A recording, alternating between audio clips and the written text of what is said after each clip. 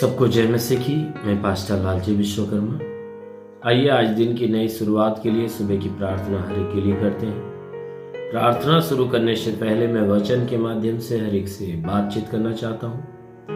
आइए वचन को देखते हैं। भजन संहिता अध्याय 91 वचन 15 से। भजन संहिता अध्याय 91 वचन 15 से। मेरे प्यारे भाई बहनों, हमारा जो परमेश्वर है ने उसके वचनों में जीवन है। तो जो कोई व्यक्ति उस परमेश्वर के वचन को सुनता है, ग्रहण करता, अपने जीवन में उसे अपनाता है ना, तो वह वचन उसके जीवन में एक अलौकिक चमत्कार प्रकट करती है, अलौकिक काम प्रकट करती है। इसलिए मेरे प्यारे भाई, उस परमेश्वर के अनुग्रह को आप पाना चाहते हैं, वचनों को सुनिए, वचन को ग्रहण करिए, वचन को कभी नजरअंदाज मत करिए।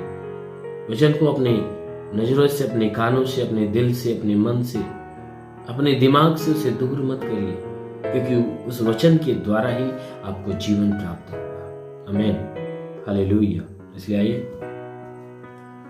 वचन को देखते हैं। जब वह मुझको पुकारे तब मैं उसकी सुनूंगा, संकट में मैं उसके संग रहूंगा, मैं उसको बचाकर उसकी महिमा बढ़ाऊंगा, मैं उसको दीर्घायु से तृप्त करूंगा और अपने किए हुए उद्धार का दर्शन दिखाऊंगा। आमीन, हालेलुया। मेरे प्यारे भाई बहनों, ये परमेश्वर का वचन हमें बताता है, और यह वचन जो परमेश्वर की ओर से है वह हमें कहता है, इस बात को प्रकट करते हुए कहता है कि जो परमेश्वर स्वर्ग में विराजमान है वह हमारा रक्षक है, वह हमारा बचाने वाला, हमारा छुड़ाने वाला वो परमेश्वर है, हमारी रक्षा करने वाला परमेश्वर। तो यहां वचन कहता है कि वह परमेश्वर जो स्वर्ग में विराजमान है वह क्या कहता है अपने लोगों के लिए, अपने विश्वास रखने वालों के लिए। वह कहता है कि जब वह पुकारे तब मैं उसकी सुनूंगा। वह परमेश्वर कहता है कि वह व्यक्ति जो मेरा डरवैया है, वह व्यक्ति जो मुझसे प्यार करता है, वह व्यक्ति जो मेरी आज्ञा पे चलता है, कहता है वह जब भी मुझे पुकारेगा, कहता है तब मैं उसकी सुनूंगा और संकट में मैं उसके संग रहूंगा। आमीन, हालेलुया। कहता है वह व्यक्ति जो मेरी सुनने वाला, मानने वाला, मेरी आज्ञा पे चलने वाला, मेरे ऊपर विश्वास रखने वाला है, वह जब भी मुझे पुकारेगा, कहता है जो मेरी इच्छा पे चलता, जब भी मुझे पुकारेगा, चाहे सुबह हो, चाहे शाम हो, चाहे दोपहर हो, चाहे दिन हो, चाहे रात हो, कहता है कि जब भी मुझे पुकारेगा मैं उसकी पुकार को सुनूंगा। और जब वह संकट में पड़ेगा तो संकट के समय कहता है कि मैं उसके संग आ जाऊंगा। वो परमेश्वर अपने विश्वास करने वाले के लिए वो अपनी बातों को प्रकट कर रहा है कि जो कोई व्यक्ति संकट में पड़ेगा, परमेश्वर कहता है कि मैं उसके संग आ जाऊंगा। मेरे प्यारे भाई बहनों, जितने आप में से जितने विश्वास करने वाले लोग हैं, इस बात को ध्यान में रखिए, हमारा परमेश्वर हमें कभी अकेला नहीं छोड़ता, और तो भी विपत्ति के दिनों में तो और नहीं छोड़ता है, क्योंकि उन दिनों में वह हमारे पास जरूर आता है, वह हमारी मदद करता है।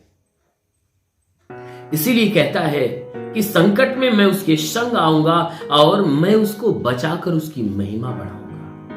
कहता है मैं संकट के दिन क्या करूंगा, उसके संग रहूंगा, उसके पास आऊंगा, उसे उन संकटों से बचा लूंगा और बचाकर उसकी महिमा बढ़ाऊंगा।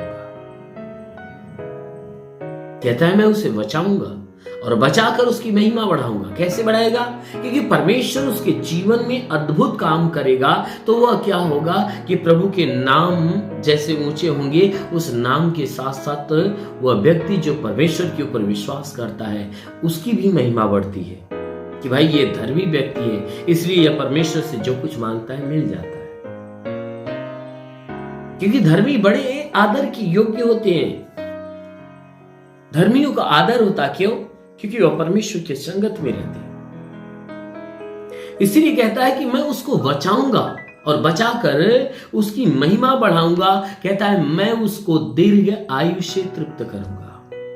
परमेश्वर कहता है मैं उसे लंबी उम्र, दीर्घ आयु यानी स्वर्गीय जीवन से तृप्त करूंगा। क्योंकि हर विश्वास करने वाला जो व्यक्ति है, परमेश्वर की आज्ञा पे चलने वाला व्यक्ति है, उसकी यही इच्छा है कि मैं स्वर्ग पाऊं, मैं स्वर्ग के राज्य में प्रवेश करूं, मैं उस अनंत काल का जीवन पाऊं। तो कहता है कि मैं उस व्यक्ति को उस अनंत काल का जीवन देकर उसे तृप्त कर दूंगा। आमीन।